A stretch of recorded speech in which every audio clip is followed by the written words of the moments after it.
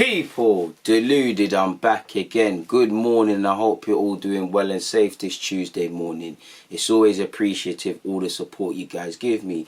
Now, one rumour that I'm seeing primarily based online is Miquel Azeez on loan to Charlton Athletic in League One. 17, 18 years of age. I think he's newly turned 18. You know, when you think of Arsenal youngsters, he's one of the most hyped and most rated young players.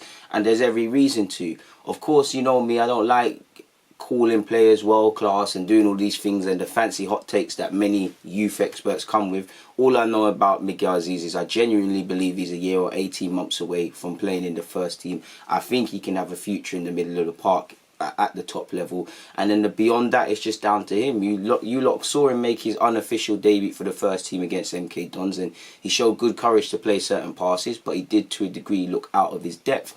That's actually why I support this move to Charlton, because Miquel Azeez, it took me by surprise, because Miquel Azeez, last season he was starting to get into the under-23s, and you thought this year he, you know, similar to different reasons, but Greenwood, you'd have thought there would be players we're looking up to make the difference at this level. And I still think I don't think under-23s football trains you, but I think it would have been a good challenge for him, because he's yet to fully dominate those games and have everything ticking through.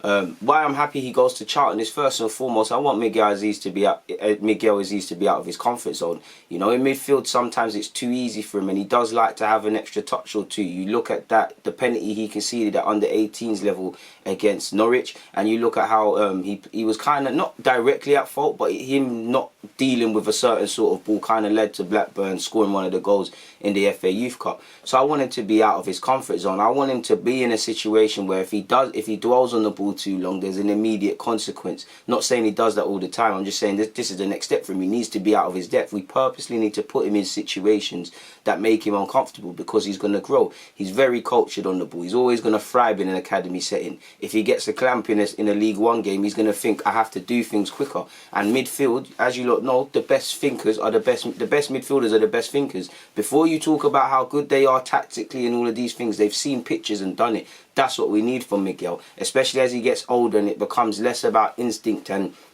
you know, youngster, you play on instinct a lot. It's about becoming calculated. I fully support this move, because I do think his growth to the first team, this mirrors Maitland-Niles. Maitland-Niles, different player, different club. He went to Ipswich at 17 years of age. So I think if this is true, this is a good step for Miquel. Like I said, it took me by surprise, but I do think he would learn a lot, because for me, you know, he hasn't really asserted himself at 23's level. So he's really jumping in at the deep end with Charlton. And, you know, I got a lot of time for Charlton, man. I hope they, again, I'm not fully up to date with all Charlton matters, but I know their owners and the fans ain't been seen eye to eye.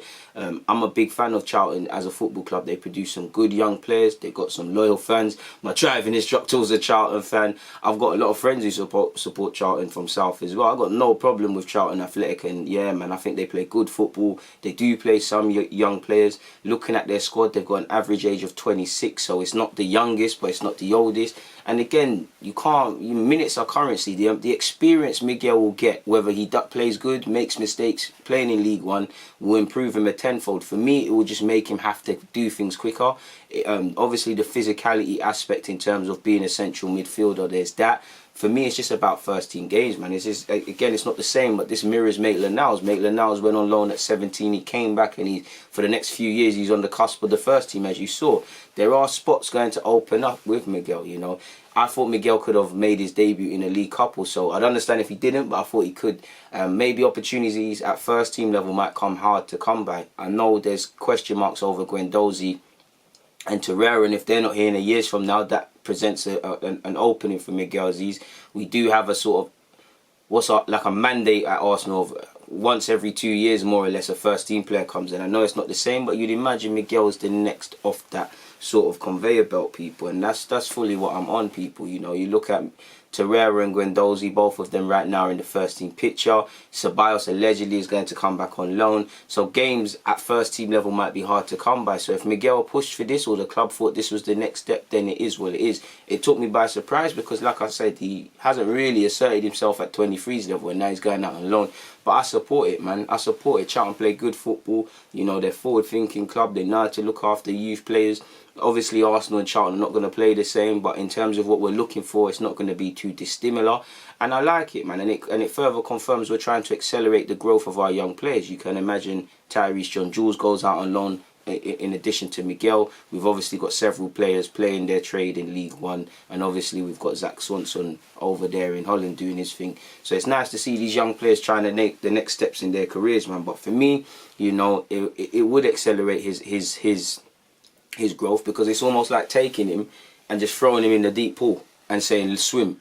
And that can be bad, but that could be good, and you need that. Miquel, for me, he's a very good player, but you need to put him in situations where he kind of struggles to help him long term, because he is very cultured on the ball. You know, he can dictate the tempo of a game, he can hold on to the ball, but again, you know, playing in front of fans, playing where there's 3 points on the line, playing where you dwell on the ball, you lose it, the other team scores, that's people's jobs on the line. These are the things he needs to learn. Obviously, the physicality aspect, he's still a young man growing and all of these things, so there's not too much he can do. But you'd imagine when he comes back, he's a bit physically about himself a bit more. It's like Maitland, when he came back from Ipswich, he kind of imposed himself a tiny bit more. You know, even Emil, he looks a tiny bit stronger, because, again, I don't know this, but he does look a bit like he's bulked up. When you consider you're playing for Huddersfield and you're fighting in a relegation battle, you have to kind of bulk up. So if it is to happen, you know, I'm all for it, man. Hopefully he stays clear of injuries and the rest of it. Apparently, both clubs have agreed a deal. He's scheduled for a medical in relation to this loan move on Wednesday. Apparently personal terms are not an issue.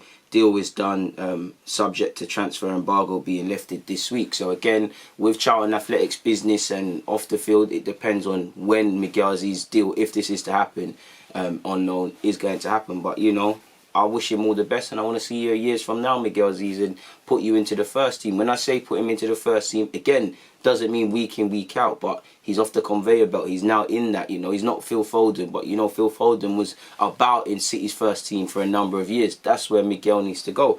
So it's a big step, man, and we wish him all the best. This is a man who models his game on Busquets and all of these things, so he's under no illusion what he's about to step into. I've got nothing more to say other than good luck if this does happen, Miquel. We're wishing you all the best, and you know me, when I can and how I can, I'll try and, you know, look at Charlton's games and, you know, little reports and things. I'm never going to be able to watch everybody religiously, but I can only give you my opinions on what I've seen. There's nothing more to say, man, so let me get out of it. It's always a pleasure. Deluded, I'm out.